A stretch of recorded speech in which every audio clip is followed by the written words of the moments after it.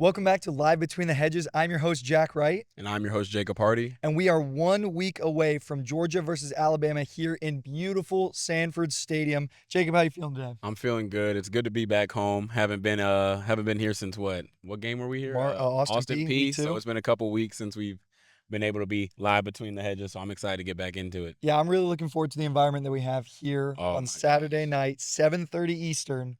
It is going to be electric. It's going to be rocking. My best game to date that I was a part of was probably Tennessee when they came 2023. I think this is definitely gonna top it. Yeah, this might be the loudest Sanford Stadium ever gets. Just the rivalry between Georgia, Alabama, the animosity, honestly, like the despair that a lot of Georgia fans have gone through from the past, since 2012, we've beaten them one time. Yeah. It wasn't the Natty. It wasn't the Natty, so we can't complain. But last time Alabama visited here, 2015, 38-10, tied. Yeah. We are looking to avenge that. We have to. We have to. Yeah, we have to. Coming into the game, ranked number 5 for the Dawgs. Alabama, I think, was 14 in this week's AP poll, something like that. I think it was either 14 or 17, one of them. One of them. They're in the teens. So Alabama did not get off to the hottest start this season, dropping to Florida State in the first week of the season. How have you felt about Alabama so far? So that first game was clearly a struggle for them. There was a lot of, I know Dan Orlovsky pointed out a lot of loafs, and it felt like they were looking for a sense of culture. In these last couple games, it kind of seems like they've found themselves. I know Coach DeBoer has definitely seemed to take a lot more upon himself in terms of keeping guys motivated and making sure they're working to their hardest. I noticed they moved Ryan Williams outside of the slot and put him back outside where he dominated a lot last season. And in these last 2 games, we've kind of seen him get that spark back into himself. Now he also had to deal with some concussion protocol stuff, so that was part of it. So he's going to be a great weapon for him. Quarterback TJ Simpson is looking a lot more comfortable. So, I mean, they're coming in. Clearly, they took a dip in the beginning of the season, but they're coming into this game feeling high, and this could be a statement win for them. Yeah, I think something that I was really watching in the first 2 weeks was exactly what you said, Ryan Williams. Mm-hmm. He did not seem to be a massive factor, obviously, like you said, the concussion Right. stuff, but it didn't look like he was in the same flow as he was last Agreed. season.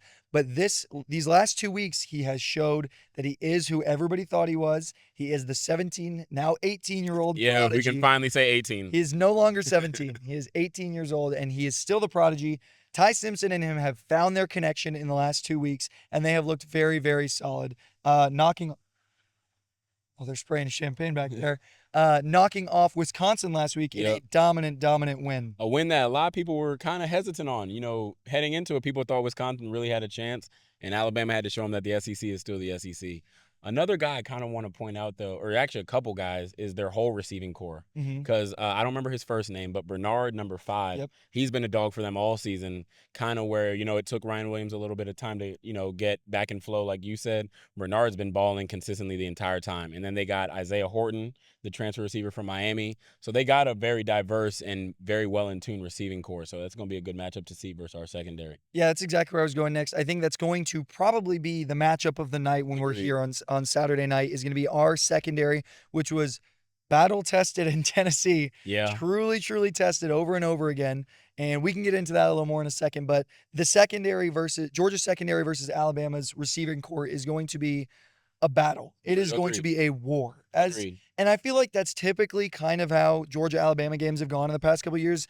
It used to be kind of ground and pound, offensive line, defensive line, trench warfare.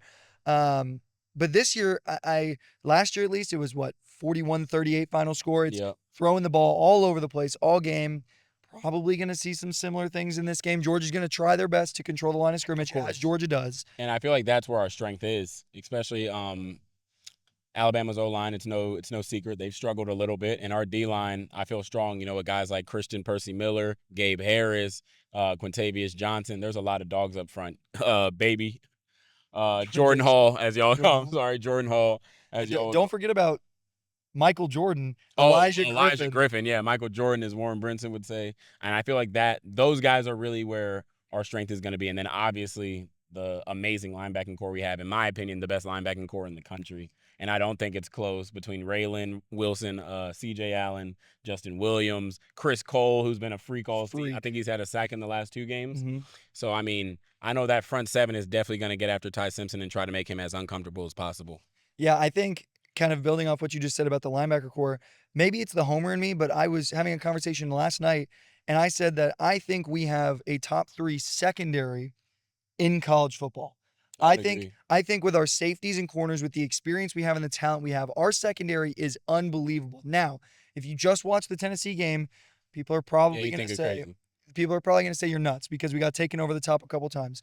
But what I'll say about that is, while they did take us over the top, I don't think it was necessarily all secondary failure. I think Joey Aguilar, while he played incredible, underthrew a couple of those deep balls, and it's almost impossible to come back to a ball Yeah, as a because corner. you're running backwards, and then you're gonna like it's the corner is the hardest position in all of football. You'll either catch a PI Yep. if you're coming back at the ball, or you'll catch one right. Somebody's going to catch it right over your head, just like Chris Braswell did on multiple possessions last week, and we saw it equate to a couple touchdowns for Tennessee. But I would be hesitant to the national media and dog fans to say that our secondary is not what it usually is or it's subpar. So here's what I would say about that. With a lot of things, if you watch the tape, one thing you pointed out was the underthrows. A thing that I saw was our DBs aren't getting beat; they're in position. It's just about finishing the play. And Yep. in a lot of cases, you'd rather have that. Now, if they were getting burnt, by 50 yards, Yep. and they're on the ground and these dudes are running towards the end zone, that's completely different. But we're watching dudes stay in position, all that. We just got to finish off the ball, which is something you can teach in a couple days. So I'm not worried about seeing that heading into the Bama game. Yeah, I 100% agree. On the offensive side of the ball, I think Georgia proved a lot of people wrong this Yeah. past weekend. I think there were a lot of doubts going into the week about Gunnar Stockton's play. I think there were a lot of doubts about just kind of the offense in general, the offensive line especially, Agreed. and as much as everybody likes to complain about it, Bobo's play calling. A lot of people were hesitant to have trust in going into this game. Yeah, there's a lot of doubt. But I really think Bobo expanded the playbook very well against Tennessee. Yeah. And go ahead. It was just different looks. It wasn't the typical Bobo bubble screen constantly, Bobo jet screen. Like, it wasn't like that the entire game. We opened up the playbook. I mean, first play of the game or first throw of the game was a 20-yard fade to Colby Young. So I was really happy to see that. As soon as I saw that, I was like, okay, this might be something different. This is not going to be a typical Georgia game. And that was something you alluded to. I remember Austin P when, we were kind of reacting to fans' doubts with, Coach Bobo's play calling. And we were kind of like, you know what, guys, relax. We can't, it doesn't make sense to show the whole menu against, all due respect, teams like Marshall and Austin P when we know we have, I don't even want to say tougher opponents to discredit them, but let's say conference opponents. We know we have conference opponents who have seen us in year by year by year. If there's some new wrinkles we put in the playbook, we don't want to show that against, teams that we're not going to really play later in the season. Yeah. So when we went into Tennessee, we kept with that rotation. All the running backs seemed to get some touches in. Nate, Josh McCray had I would like to talk about McCray here in a second. Yeah, Josh had two touchdowns, Chauncey, Dwight, and we even saw a little bit of Cash getting in there as well. So I love seeing that rotation. The receivers all throughout the game. Zach has proved time in and time out that he's going to be a real number one threat for us, and that his yak ability is something to be terrified of, because truly he could take it from anywhere. You never know, because, we're throwing him like that one touchdown he had in Tennessee. Yeah. That was a check down. Yep. And he takes it 47 yards to the house again. Yep. So yeah, that's exactly what he did against Marshall. Literally the exact same play. So again, and then mix that with Colby's, elite 50-50 ball ability, London Humphreys being an insane athlete. So, and then Gunnar Stockton putting everything on a dot. I trust our offense. I trust Coach Bobo, and I'm excited to see, the game plan he heads into this game with. Yeah, I think it's not crazy to say that this is probably the best talent pool in terms of skill positions that we've had in a very, very long time. Like top to bottom, the running backs, the receivers are the best receiver corps I think Georgia has ever had. I would agree with that. Yeah, I think we're starting to see the doubts were crept in about the running back room early. We saw Nate Frazier obviously be great as a freshman, but I don't think anybody really expected to have this 1, 2, 3, 4 pop of running backs that are just, when they can all do it, why not? Exactly. And if you're curious about those running backs, go check out our most recent episode of Beyond the Hedges, where we talked to Chauncey Bowens and Dwight Phillips about their play and their career so far. So if you're interested in that, go check it out. So while we're talking about the offense, let's talk about your guy. Yeah, Wanna. Let's talk about Gunnar Stockton. What a gutsy performance, shutting everyone up. Finally. And we knew it. You knew it. I've been saying it. You've been saying it. You said Gunner for Heisman week 1 preseason. You're saying Gunner for Heisman, and he did an immaculate job of Yeah. going into probably one of the most hostile environments in all of football. Definitely in the SEC, Definitely, my opinion. and either them or LSU. and just absolutely silencing the crowd, silencing everybody. What a gutsy performance from Gunner. What were your biggest takeaways from that game? My biggest takeaways from that game, honestly, wasn't even Gunner's performance. That, like I've been saying all season, that's routine for him at this point. I've seen him make all the impressive throws. I genuinely believe that throw he made to London was the best throw we've seen in football this season. Next to Cam Ward's crazy touchdown last week, I think that's the best throw we've seen all season. But more the way the team gravitated towards him in that time. I mean, we were down, 21-7 heading into half? In the first quarter. In the first quarter, you're right. In the first quarter, and in the past we would just kind of see, guys kind of like, okay, where are we looking to? Where are we looking to? And it was like Gunner just kept his head down, and funny thing is, it's not even like he's a yell rah-rah type of guy, but his poise and his calmness and his attention to detail just kind of makes everybody feel comfortable and like, okay, if he's feeling good, if he's not panicking, then I know we're good. And we don't have to panic. And we just got to follow 14 to the promised land, trust Coach Bobo, trust Coach Kirby, trust Coach Schumann, and we're going to be all right. I know this has been said this season so far, but he's unbelievably easy to rally around, it seems like, for the team. And not that we haven't had that in the past, but it's a very different vibe in the huddle, on the sideline, in the locker room. Like, it's a very different vibe from what we've had in the past. The team truly embraces Gunner. Agreed. Like nothing I've ever seen as a Georgia fan. I mean, obviously we gather around Stet, but Stet was more of a like, I'm going to show you. Yeah. Gunner's like, I'm just me, and you can like it or hate it, but I'm me, and I'm going to prove to you why I'm who I am. I'm who I say I am. Yeah. And I'll cut that part. You're good. I've been really excited to see that as a Gunner believer going into the season. I've been really happy to see him just kind of embrace the role and truly take over as QB1. And I've loved to see the lack of mistakes has been kind of my favorite thing of the season. Like, obviously, he hasn't taken a ton of shots. It's not necessarily in his nature, but it's not necessarily in the nature of the offense. It isn't. But he's limiting mistakes. He's protecting the football, which is an absolute critical key thing to win a national championship. And that's been one of my favorite and most important takeaways from Gunner this season is him limiting mistakes and protecting the football. And another thing, which I know is a focus for our offense that you alluded to earlier, also that comes with protecting the football, his time management of the ball. Mm-hmm. Like when we go into 2-minute situations, his clock management, I mean, clearly he's getting help from one of the greatest coaches of all time, Kirby Smart and Coach Bobo. Mm-hmm. But the way that we got to go in with a 2-minute plan, a 4-minute, even 4-minute offenses that we run, and they're executing those plans to perfection, especially in the late time of the Tennessee game. We saw those come to perfect execution, getting us into field goal range, getting us into red zone range, and then scoring. Yeah.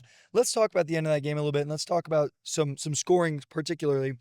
The running backs really showed out in this game, I think, which are obviously your guys. Yeah, those are my boys. But the one thing that I found really interesting that I'll give you my take on it, and I'd love to hear your perspective, is on the goal line, we didn't give the ball to Nate Frazier.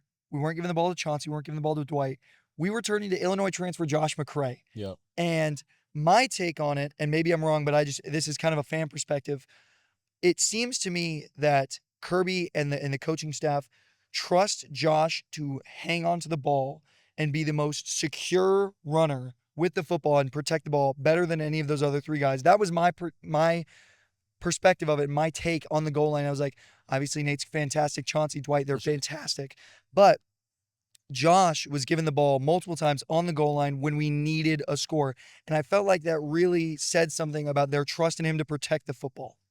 I would agree with that. I mean, I didn't get to practice with him too much, but I do know his ball security. I was about to say ball carrying, like it's Madden. Ball security. His ball security is very strong. I know Nate has had some struggles, but I think it was more to do with his style of running.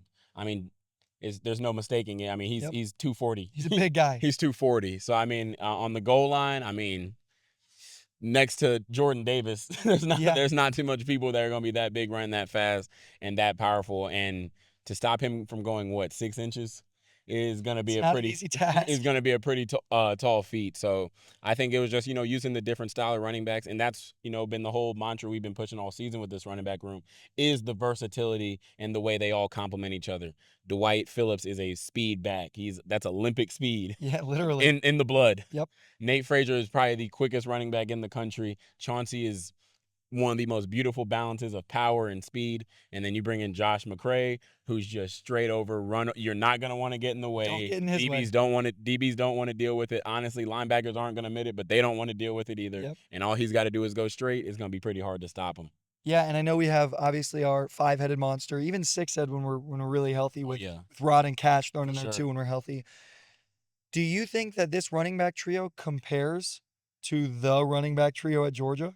That being Gurley, Chubb, and Sony Michel? I personally do. I think they have all the intangibles to match that same trio. I think they have the mindset, most importantly, and I think that's what matters the most, is that they all really want it. If you remember the episode with Chauncey and Dwight, Chauncey spoke about during Maymester, when, for fans that don't know this, that's when us as athletes, or me, former athlete, get our time off. So that's when, after going all through the season, everybody thinks it stops in January. No, this is year-round. We only get May off. So in May, they're still in contact, like, hey, are y'all boys working out? Hey, because we got to go after this. We got a goal in mind. We got, expectations in mind. We got to go after this. That mindset is different from these guys, and I feel like that's really what's going to push them to the greatness levels that they can reach. Yeah, I love the trio. I think they have the sky is the roof. Like there is no top to this pot, and I'm really looking forward to seeing how they progress, not only against Alabama, not only for the rest of the season, but for the rest of their careers at Georgia. They're young guys. They're all sophomores, right? Yeah, and I honestly, Dwight and Chauncey are redshirt. We've got some time with this group, and I cannot wait. Yeah, it's gonna be fun. Yeah, it's gonna be fun for 100%. Sure. Let's move to the national side. Let's talk about some national college football news. AP poll came out today. We're filming this on Sunday night. So AP poll came out today. Top 5 of Ohio State, Miami, Penn State, LSU, Georgia. What are your thoughts on that? So you kind of alluded to it earlier off camera, and I don't want to steal your thunder, but resume-wise, I agree with you that I think Miami should be number 1. I mean, beating USF, who was a ranked team, and then starting with a great win at Notre Dame. It was in Miami. Huh? It was in Miami. Oh, I said at Notre Dame. With Notre Dame. Sorry, with Notre Dame. With Notre Dame. They've been battle tested. They've been battle tested, and they've proved it. They've shown not only that their offense can be good, and that Carson is, the pro quarterback. There's nothing in college football that Carson hasn't seen, and he's proven that week in, week out. But also, that defense is legit. That D-line is legit. Ruben Bain is a monster. Ruben Bain is a real deal first-round pick. And honestly, I got to go back to the other side for a second. That O-line is legit. I think there's 2 first-rounders on that O-line, if I'm not mistaken. So I think Miami should be 1. No disrespect to Ohio State. Matt Patricia has those dudes on defense, Caleb Downs and all those guys running NFL schemes that colleges aren't even being taught yet. But if we do want to look at it, based off resume, Texas was their big win. They beat Texas only by 7. And Texas has had their struggles this season offensively, a little bit defensively. And, it's not now, in hindsight, it's kind of like, okay, how hard was that win really? Yep. And then the fact that you guys still only won by 7 is like, okay, Miami's gone in, beat 2 ranked opponents, beat Florida at home, a rivalry game. Yep. Might be able to push them ahead. Yeah, I think that, like you said, resume-wise, I think it should be Miami at 1. I really do. I think, just as you said, Texas has not been Texas. Agreed. Texas was the number 1 ranked team in a preseason, and some would say, why are they ranked right now? What have they, besides being ranked preseason number 1, what have they done this season to prove that they're the number 10 team in the country? And this is the interesting thing with the AP poll in general and these rankings. This is why they really don't matter, is because you sound like Coach Kirby. They don't matter. They don't matter. You look at Texas, number 1 ranked in the preseason, got manhandled by Ohio State. 7 points. Arch looked terrible. Arch has looked awful against bad opponents for the last couple weeks. Obviously, very talented team, unbelievably talented team, great defense, great just roster in general, for sure, but have not been able to put it together. Agreed. Why are they the number 10 team in the country? Texas. Why is Penn State above Georgia? Georgia just went to Tennessee and knocked off Tennessee, a top 15 team at the time, in the hardest environment to play in the SEC, according to some. And Penn State has played Villanova, who's an FCS team, and two other teams that aren't even considered to be in the top 100 of the sport. In my opinion, that's how it feels with a lot of, I hate to sound biased, and I know I'm going to, but that's how it feels with a lot of, I can't say about Texas now, but out of conference opponents. In the Big Ten, to me, there's really 2 to 3 contenders a year. And I honestly mean for the Big Ten, not even nationally. Yep. For nationally, really one.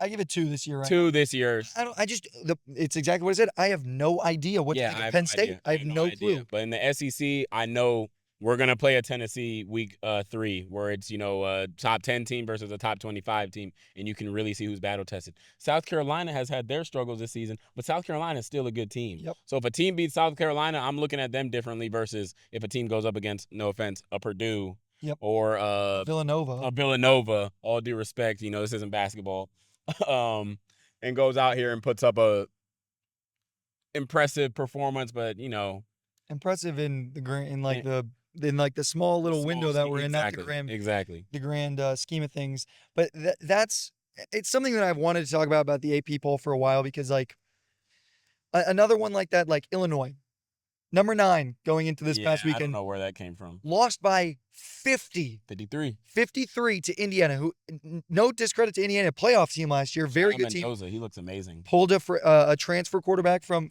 Cal Mendoza. Why are they still ranked? What has Illinois done other than lose by 53 to the number 18 team in the country? Why are they above Auburn, who is 3-1, same record, beat Baylor week 1, who Baylor's pretty a solid team, then lost by 7 and now a top 10 team. And they shouldn't have lost. The SEC went back and reviewed the play that Oklahoma scored on that weird play, and it shouldn't have been a touchdown. So Auburn being unranked, I know they were 22, but Tennessee only dropped 1 for losing to Georgia. Auburn being unranked really did not make a lot of sense to me when it comes to just the AP poll in general. And the thought process in some of these makes no sense. In my opinion, I feel like the SEC gets such a short leash when it comes to losses. Whereas, because, they put us up on this pedestal. Yep. Obviously, that comes from our pride as SEC fans from across all the schools. And it's earned. It's an earned definitely pedestal. earned. Shoot, look at the national championships. Yep. It's definitely earned. But I feel like our margin of error is so if you slip up, even if it's to a conference opponent, even if it's to the now a number 7 team in the country, your margin of error, they're waiting for you to mess up. Whereas we see a Big Ten team or even some how long was Clemson ranked until they finally got kicked out? They were ranked. They were ranked after losing week 1. Then they were ranked after a scare with Troy in week 2, and then they lost to Tech in week 3, and then they were. That's when they survived 3 games where you honestly could have. It would have made sense for them to be unranked. So it kind of seems like other conferences get this kind of longer leash when it comes to bad performances. This happened, the wind was blowing too hard, whatever it might be. But SEC teams, you take 1 loss, you have won 2 close victory. Oh yeah, nah, they're bumping you 10 spots. Yep. Yeah, let's talk about Clemson. We just brought them up. I'm sure you've watched a couple of their games this season. Yeah, my sister goes to Clemson, so I've been rubbing it in. 1-3. Yeah. And I'm going to be honest here, and this was not a public thing. I really thought they were going to be in or win the national championship. You did say that. And I'm happy to eat my words here because I was so wrong. What do you think it is? What you've watched the games, you've seen this team kind of progress through the season, 1 win, 3 losses, only win coming in a comeback victory against Troy. What has gone into this season so far for Clemson, and what needs to change? I think it's a sense of, lack of evolution. Yep. All due respect, Coach Dabo Swinney is unbelievable coach. Unbelievable coach. He's an unbelievable motivator, and he's made Clemson what it is. And I saw his press conference where he was kind of like, "Hey, give me my respect," and he deserves it. 100%. 3 national championships? 2 national championships. 100%. He's been a great coach, and he will go down as one of the legends. But the game's evolving. Yep. The transfer portal, he's been public about not really wanting to utilize it. He kind of dipped and dabbled in it this year. He did it this year, but it wasn't really anything. Not as in my opinion, not as hard as you need to. Yep. Whereas like even Coach Kirby, who I think is the perfect middle ground in terms of usage of the portal. You know, we got teams who are basically running in with whole new rosters Yep. year in and year out, basically saying, okay, if this didn't work, scratch it, we trying again. Yep. Coach Kirby's like, okay, like last year, okay, we got this, we need this, we need this. I'd rather develop that. But you know what? Let's go get a Trevor Etienne. Yep. This year, okay, we need this, we need this. Hey, those two Branch brothers from USC look pretty smooth. Let's go get them. Let's go get a London Humphreys. Let's go get Noah Thomas. Let's go get a Noah Thomas, a Josh McCraig, you know, build Colby Young. Yep. Let's go build up. But, you know, it's not these overhauls of new teams. It's, okay, a piece here, a piece there. And then where Coach Kirby and Coach Bobo and Coach Schumann and the entire staff are so meticulous about is making sure these dudes fit the mentality, the drive, the culture of Georgia to where, like, you couldn't tell me Colby Smith. I was a former walk-on, actually. You couldn't tell me Colby Young hasn't been at Georgia for all 4 years. I know he hasn't, but that's what the feel like is. The way he fits in, the way he works hard. He's almost he was a captain one of the other games. So he's being a leader for the team, and those are the type of dudes Coach Kirby and the rest of the staff go after, where it feels like that would just kind of like, if I didn't recruit you from high school, I'm not trying to, you know, I'd rather develop my guys, which is great for recruiting. Yep. I will say, because it shows, hey, shows if loyalty. it shows loyalty, and it shows, hey, if I come here, I know I don't got to compete with some senior coming in across next, the country who's trying to come in, where some schools, that's a big issue. Mm-hmm. So, I mean, I respect that part, but especially in the ACC, which has been, as we see, all due respect to Florida State, it's worked for them. They're pumping in a new roster every year. They got to get a quarterback, a new O-line, new receivers every year. So you kind of got to get with the times. Yeah, and I think something interesting that I was just thinking about while you were talking about this, I think a testament to Kirby and the defense in Schumann, you don't really see Georgia take a lot of transfers on the defensive side of the ball. Nah. Kirby loves to build from within. He likes to find him in high school, and he knows his guys, and he builds from within on the defensive side of the ball because that's where he's comfortable. That's what he loves. Agreed. That's where he's a genius, right? And we'll see them bring in on the offensive side of the ball, which is obviously huge and has been a massive help. But I think it's very interesting and curious that he loves to bring in guys on the offense that'll be instant playmakers and difference makers. But on the defensive side of the ball, he likes to build his own, breed his own. I would agree with that, and I think that kind of comes from the way that's one of the contrasts between offense and defense. In defense, it's such a unit, it's hard to plug in just a guy. Yep. Because and people would think it's offense, but it's actually reverse. You know, you can plug in, think about like with basketball. You plug in a Steph Curry. Steph Curry's going to get 30 no matter where he goes. Mm-hmm. But Steph Curry might not be able to play zone if he goes to the Heat. You know, I'm just naming a team. Yeah. Whereas on relating it back to football, it's hard to just plug in. We see it with Micah Parsons and the Packers. They had to figure out, okay, how do we want to use Micah? Because not every team can take a Micah Parsons. Exactly. Because it might not fit into your scheme. But on offense, you can take a Zach Branch. Zach Branch going to have his yak ability no matter where you put him. You could go put him on Temple right now, and he will go for 200. He could be on Sanford, and he would still have 200 yards because it doesn't matter. Nate Frazier is going to be Nate Frazier no matter where he goes. Defense, because it's so schematic, it's a little bit harder to just plug and pull guys as easy as it would be offense. Last thing before we get out of here, let's talk Heisman. Let's talk. You've been preaching it. Gonna want to Heisman. You've been preaching it for a couple weeks. Do you still feel like he's at the top of your Heisman ladder? And I know it's hard to say. I still and you know I'm holding true, and he earned it more. He earned it more. No, I'm manifesting a phenomenal Bama outing from him. He's my one. Mateer has been great, and he's been putting up video game numbers, and he looks phenomenal all season. Sorry, had to hiccup. No, you're good. He looks phenomenal. He's been looking phenomenal, and they had a great statement win against Auburn at home. But I think Gunner, I believe in they're both, because that was really their first test. Michigan was a solid team, but, you know, they're kind of bouncing back now, picking up some traction. But in my opinion, I think Oklahoma's test was Auburn this past weekend. And obviously our test was Tennessee. And I believe Gunner performed and showed a lot more poise and grit in the Tennessee game than I saw from Mateer. Now, I think Mateer is a great quarterback. I wouldn't be mad if the Cowboys went and picked him up in the draft. But I'm still going with Gunner for my Heisman pick. Mateer's a close second. I probably have Carson a little bit lower this week. They won. He game managed perfectly. He made the throws when they needed to make them.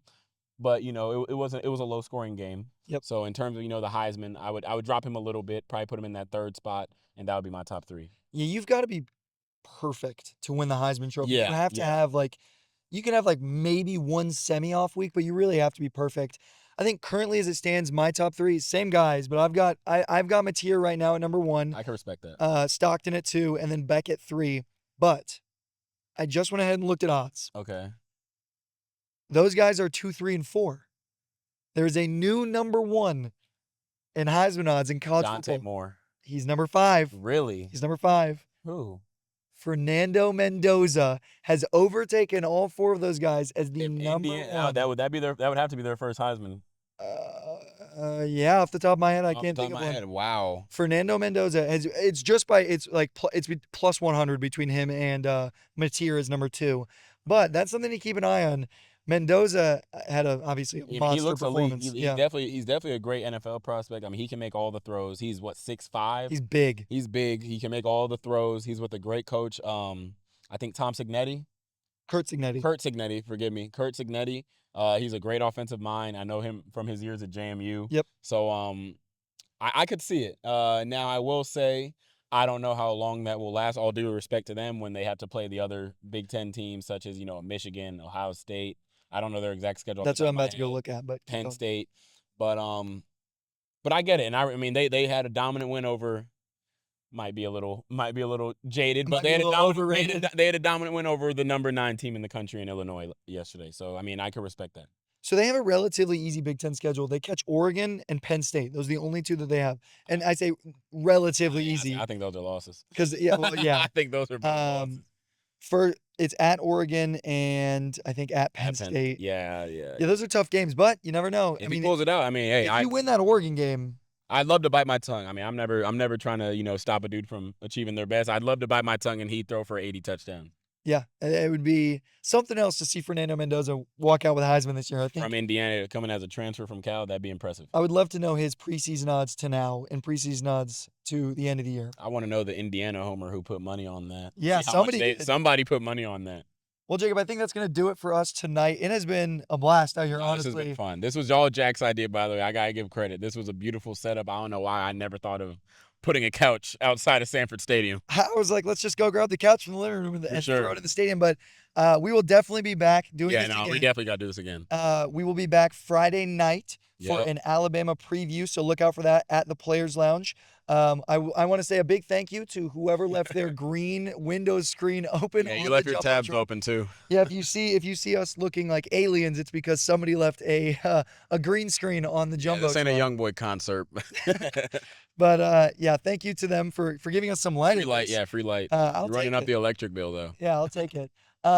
But we are going to be all over your feed all week this week, specifically Friday and Saturday. Like I said, we will be sitting right here again on Friday, so make sure you check us out Friday night for an Alabama-Georgia preview game.